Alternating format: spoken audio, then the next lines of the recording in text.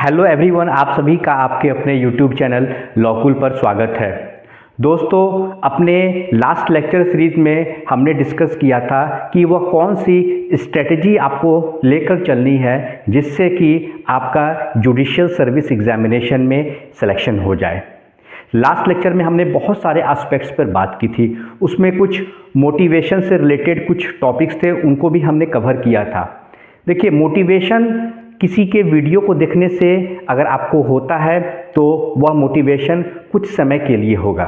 आपको self motivated होना होगा और सेल्फ मोटिवेशन तभी आएगा जब आप अपने गोल के लिए सिंसियर रहिएगा और साथ में आपको एक अच्छी मेंटरशिप भी मिलनी चाहिए। मेंटरशिप का मतलब कि आप एग्ज़ाम की अगर तैयारी कर रहे हैं तो आपको कोई प्रॉपर गाइडेंस देने वाला भी होना चाहिए।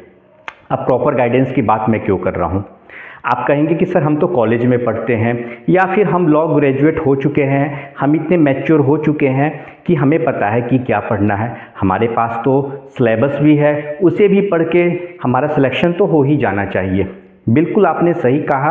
अगर आप अपने कॉलेज में पढ़ रहे हैं तो निश्चित तौर पे वहाँ पर आपकी पढ़ाई हो रही है तो आपको पता है कि आपको क्या पढ़ना है, कैसे पढ़ना है।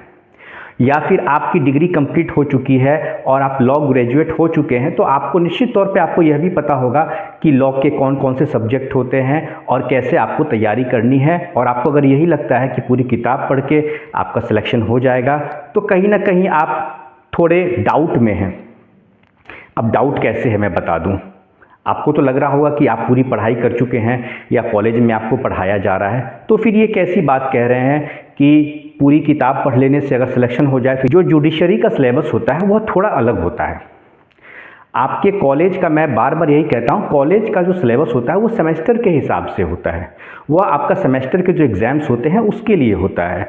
लेकिन जो जुडिशरी का सिलेबस होता है वो थोड़ा अलग होता है। हर एग्ज़ाम का एक पैटर्न होता है, ठीक उसी तरीके से जो जुडिशियल सर्विस एग्जामिनेशन होता है उसका भी पैटर्न कुछ अलग होता है। अगर सारे बच्चे यही सोचें कि हम लॉ ग्रेजुएट हैं या लॉ की पढ़ाई कर रहे हैं तो हमारा जुडिशरी का एग्ज़ाम तो क्रैक हो ही जाएगा, हमारा सिलेक्शन हो ही जाएगा, तब तो जितने भी हमारे लॉ ग्रेजुएट्स हैं सभी का सिलेक्शन हो जाना चाहिए। मैंने अपने लास्ट वीडियो में इसी बात पर जोर दिया था। अब देखिए, यहाँ पर आपके मन में सवाल उठ रहा होगा फिर कि आखिर जब हम पढ़ाई कर ही रहे हैं, पूरे सिलेबस को हम कवर कर ही रहे हैं, तो हमारा सिलेक्शन क्यों नहीं होगा? देखिए, आपके जो सेमेस्टर के एग्ज़ाम होते हैं, मान लीजिए एक सेमेस्टर में आपको 5 या 6 सब्जेक्ट्स हुए, उस हिसाब से आपने पढ़ाई कर ली, एग्ज़ाम दे दिया। कुछ सेलेक्टिव एरिया होते हैं उसके हिसाब से आपने एग्ज़ाम दे दिया। लेकिन जो लॉ का आपका एग्ज़ाम होता है उसमें 3 स्टेज होते हैं। एक आपका पीटी होता है, प्रीलिम्स होता है, जिसमें कि ऑब्जेक्टिव क्वेश्चंस पूछे जाते हैं। देन आफ्टर आपका मेंस होता है, उसमें सब्जेक्टिव पूछा जाता है जैसे आप अपने सेमेस्टर के एग्ज़ाम में लिखते हैं। देन आफ्टर आपका इंटरव्यू होता है। तो जो आपका प्रीलिम्स होता है, यानी कि जिसमें MCQs क्वेश्चंस होते हैं, ऑब्जेक्टिव क्वेश्चंस होते हैं, उसमें आपको तकरीबन 18 से 20 किताबें लॉ की पढ़नी होती है। कहाँ से क्वेश्चन पूछ लिया जाएगा, और सिर्फ आपके किताबों से नहीं, टेक्स्ट बुक्स या बेयर एक्ट से नहीं, सुप्रीम कोर्ट के लेटेस्ट जजमेंट, कुछ कॉन्सेप्चुअल क्वेश्चन।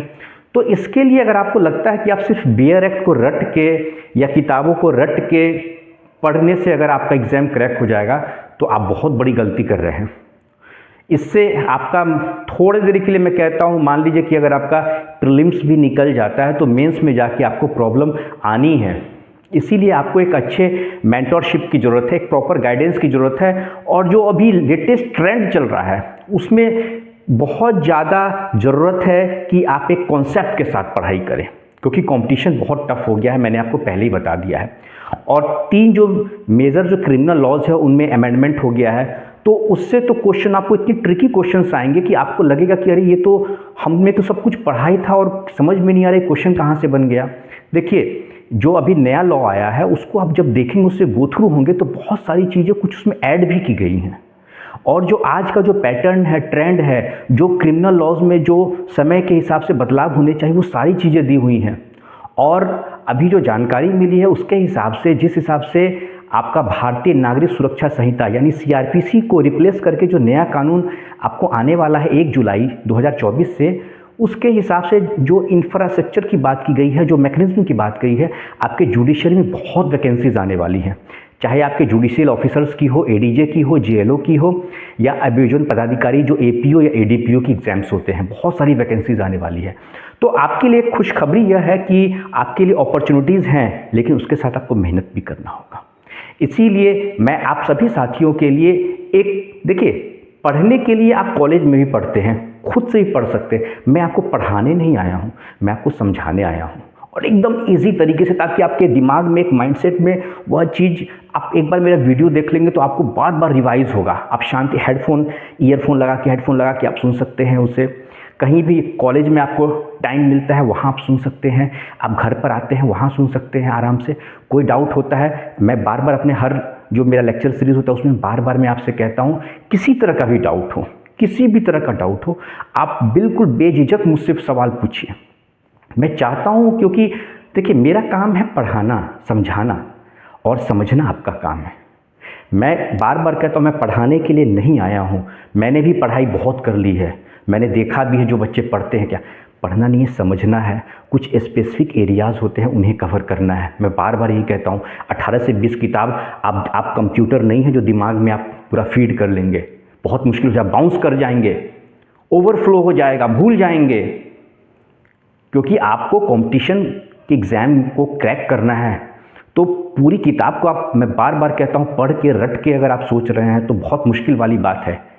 लक है किसी का क्रैक हो गया, लेकिन आगे जाके उन्हें दिक्कत आती है, इंटरव्यू में दिक्कत आती है। तो इसीलिए मैंने एक ऑनलाइन प्लेटफॉर्म के माध्यम से आप सभी के लिए बहुत ही कॉन्सेप्चुअल बेसिस पर लॉ लेक्चर्स की शुरुआत करी है। आप लॉकुल यूट्यूब चैनल पर जाएं, वहाँ चैनल पर वीडियोस लेक्चर देखें। आज भी मैंने जो आपका भारतीय नागरिक सुरक्षा संहिता का लेक्चर 2 है, जिसमें कि मैंने इंट्रोडक्शन पार्ट को कवर किया। मैं लास्ट लेक्चर में भी इंट्रोडक्शन पार्ट कवर किया था।